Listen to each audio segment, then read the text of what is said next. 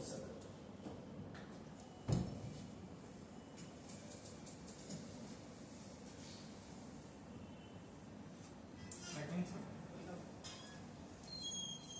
Good afternoon, sir. Thank you, sir. Yes, sir. Introduce yourself to the board members without mentioning your name, district, caste, and religion.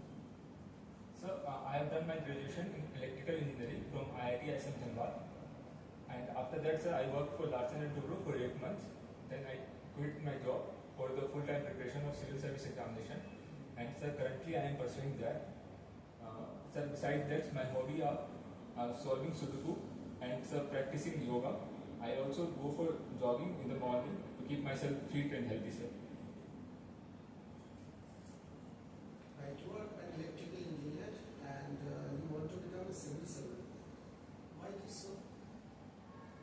Sir, I have decided to choose this career because due to my strong desire to serve for the country and sir, to serve the people and to bring some positive changes in the society.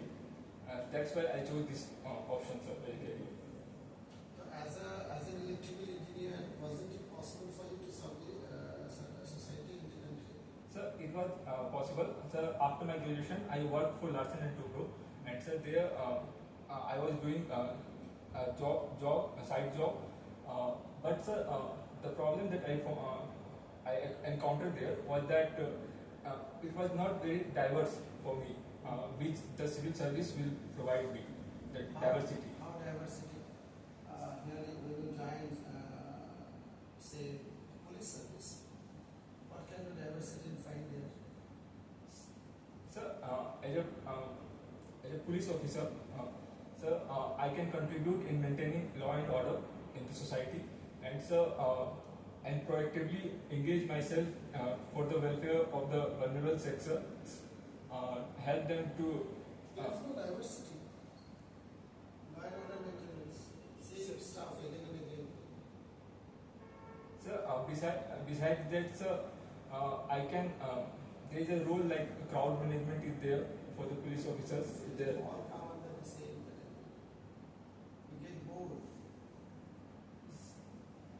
Sir, police officers are involved in disaster management also. It is different from law and order situation, and sir,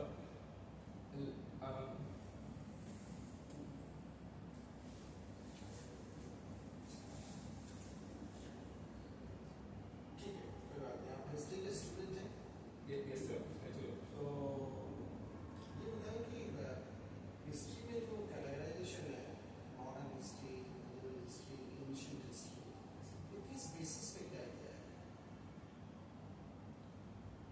sir, जहाँ तक sir मुझे लगता है sir, ये जिस तरह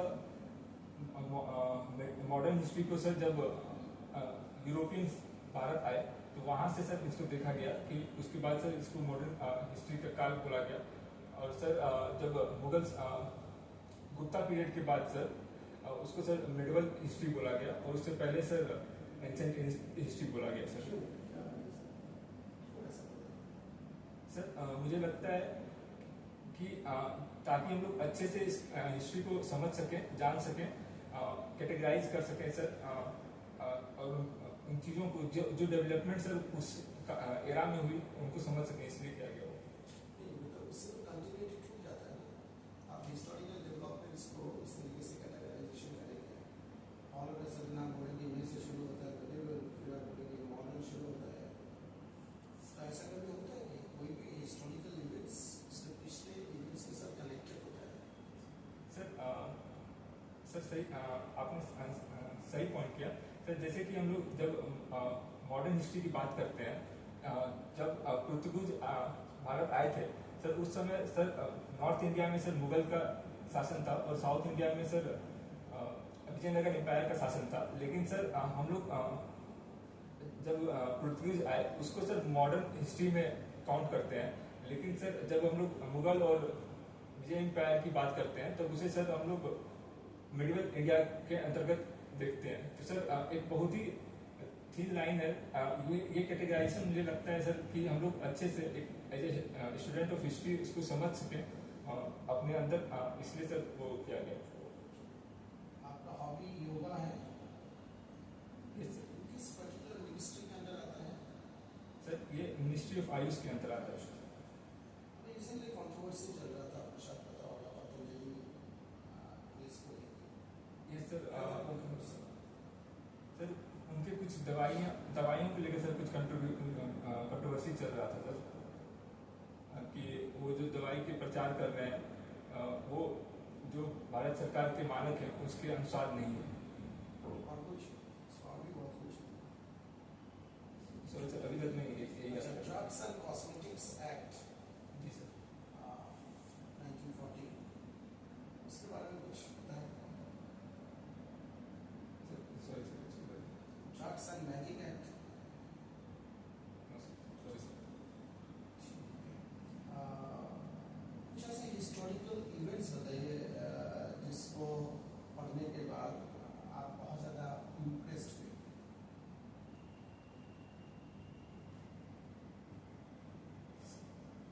sir एक जो मुझे लगता है इंटरेस्टिंग कि सर जो महात्मा गांधी का सर जो नॉन वायलेंस और सर नॉन वायलेंस को लेकर जो उनकी सर संकल्पना थी सर कि वो कि हम लोग आज़ादी जो पाएंगे कि नॉन वायलेंस को लेके ही पाएंगे।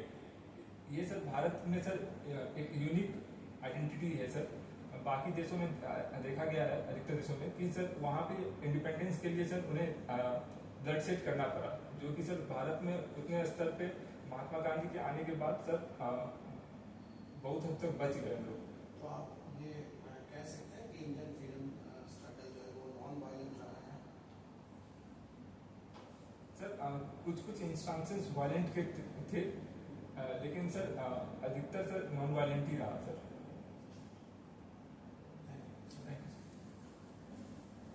हिस्ट्री आपका ऑप्शन में है जी सर।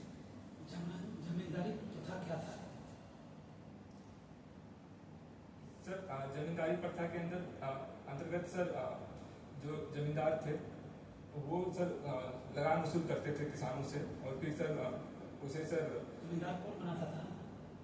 सर जमींदार सर एक जो शुरू से हेरिडेटरी चल के आ रही थी वो थी, और सर जब लॉर्ड कॉर्नवालिस ने सर 1793 में सर एक परमानेंट सेटलमेंट लेके आए सर, उसके बाद सर जब जमींदार जो अंग्रेजों के द्वारा सर फिक्स रेवेन्यू था 10/11 उसको सर पूरा नहीं कर पाते थे, तब सर उनकी जमीनों की सर नीलामी हो जाती थी, और नीलामी के आधार पर सर फिर जमींदार बनते थे। इस प्रथा कब समाप्त हुआ बिहार में? कब समाप्त हुआ? सर बिहार में सर इंडिपेंडेंस के बाद सर अराउंड 1950 या 60 सर इसे खत्म कर दिया। कौन एक्ट के अनुसार? सॉरी सर अभी रिकॉल नहीं कर पाया। बिहार में इसको खत्म करने में पायनियर कौन थे? सर बिहार के प्रथम CM sir Shri Krishna Singh sir. Reddy थे। इसके पायनियर किसी को कहा जाता है, उन्हीं का हाथ था इसमें जिन्होंने यूज किया इस system. Sorry sir. Krishna Babu तो हेड थे मिनिस्ट्री के ही, यस तो क्रेडिट जाता ही जाता है, लेकिन एक पर्टिकुलर आदमी को भी जाता है। Sorry sir. उसके लिए कुछ मेंटल प्रश्न। कृष्ण बल्लभ साहब का नाम सुना था?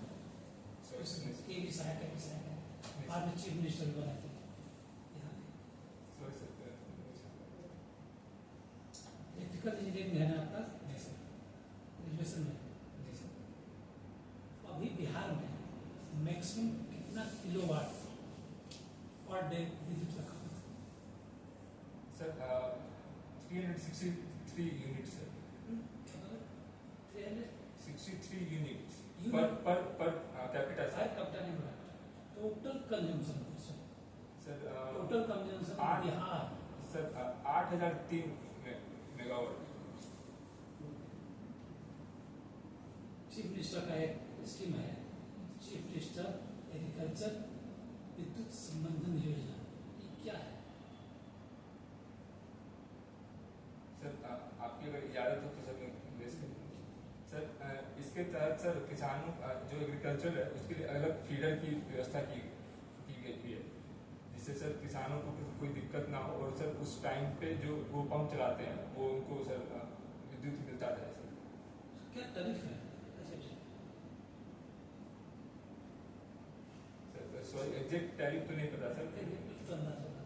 जैसे एक से घरेलू दो- उपयोग के लिए जो होता है जी उस पर 5-6 रुपया के आसपास पड़ता है आपका सब्सिडी, इसमें क्या प्रोविजन किया गया है?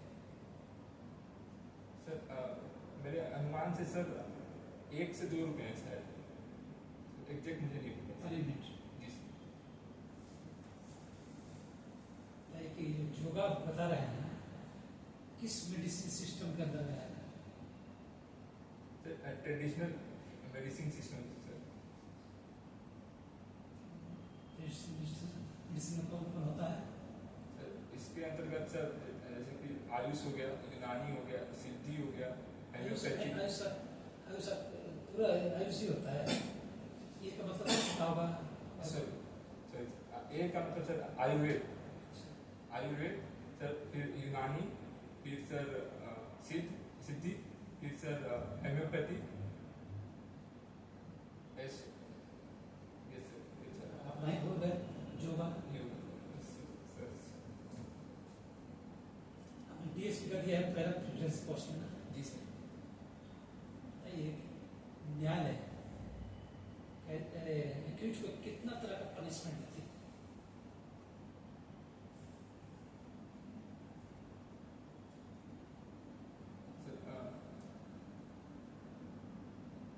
सर मैं अंदाजा लगा सकता हूँ जैसे कि सर या तो उन्हें उसे सर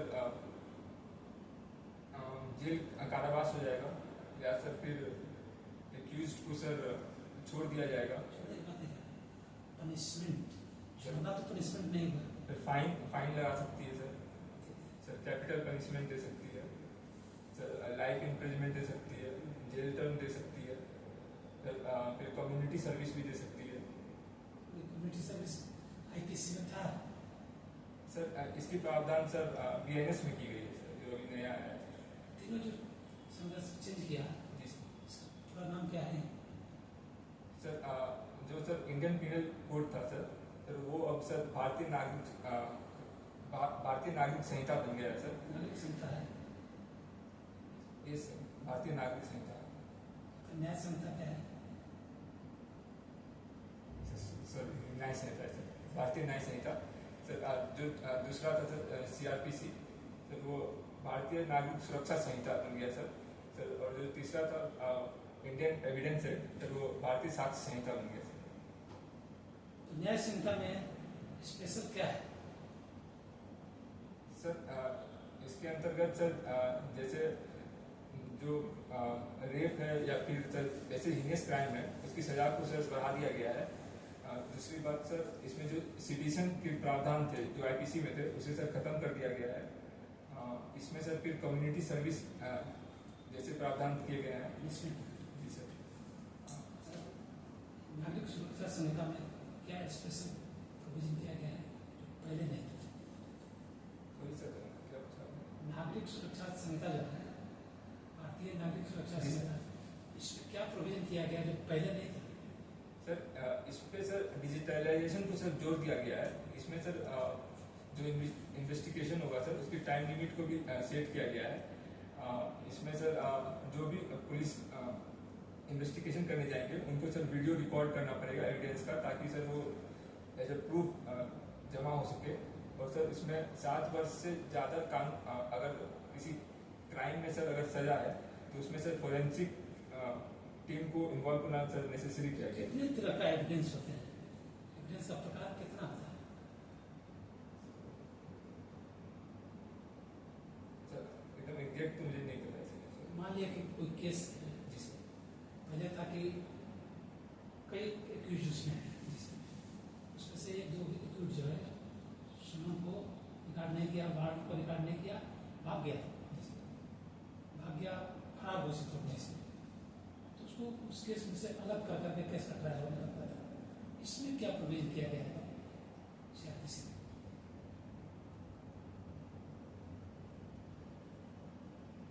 सर इसमें सर अगर पुलिस चाहे तो सर उनसे सर जैसे कि स्टेटमेंट रिकॉर्ड करवा सकती है। वो आदमी कहाँ रहा?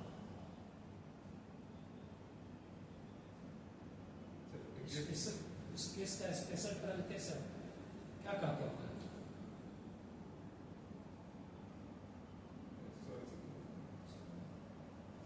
बताइए कि रजिस्ट्रार विधि है ना? जी सर। रजिस्ट्रार टैक्स क्या है? सर पैक्स का full form sir primary agriculture credit society है। सर ये अनाजों को सर किसानों से खरीदता है, जैसे कि किस डिपार्टमेंट के अंदर में काम करता है? Sir ministry of cooperative. Cooperative का चुनाव है पैक्स का, जी सर। कौन करवाता है? सर स्टेट इलेक्शन कमीशन से। कमीशन कराती है? सर स्टेट इलेक्शन क्या? फिर निकायों का कौन करवाता है? निकाय है ना, पंचायत है, मुखिया है, वार्ड सदस्य रहता है, उसकी भी सर स्टेट इलेक्शन कमीशन वही कराएगा दोनों का। स्टेट में एक ही कमीशन है, इलेक्शन कमीशन, और कोई नहीं है। सर मेरी जानकारी सर इलेक्शन अथॉरिटी नहीं है यहाँ पर। बिहार इलेक्शन अथॉरिटी ऐसा करके कोई है? सर मुझे जानकारी नहीं है इसमें। पैक्स जो है इसमें कितने लोगों का चुनाव किया जाता है? चुनाव से इसमें कितने रहेंगे एक पैक्स में? कितने सदस्य रहेंगे, कितने अध्यक्ष रहेंगे? एग्जैक्ट नंबर सर मुझे पता नहीं और इसका काम क्या कराता है पैक्स का? सर काम क्या कहलाता है?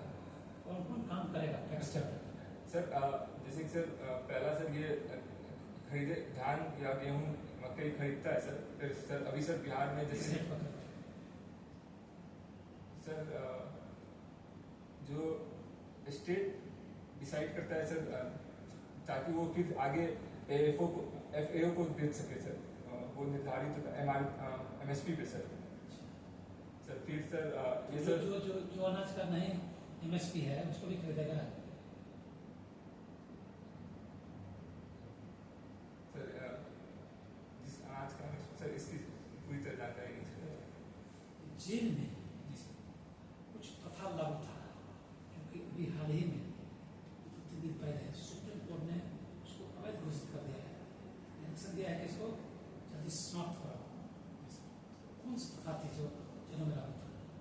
सर हाल में ही सर सुप्रीम कोर्ट ने जेल के नियमावली में सर चेंज करने का निर्देश दिया है। इसमें कहा गया है कि जो कैदी सब थे सर, उनको सर कास्ट के आधार पर सर काम अलॉट होता था, डायरेक्ट से एलोकेट होते थे सर। तो उनको सख्त निर्देश दिया गया है कि 3 महीने के अंदर इस प्रथा को खत्म किया जाए, चेंज किया जाए। और सर जो भी कैदी होंगे उनसे सर उनके कास्ट के जो कॉलम है फॉर्म है उसको सर हटा दिया जाए।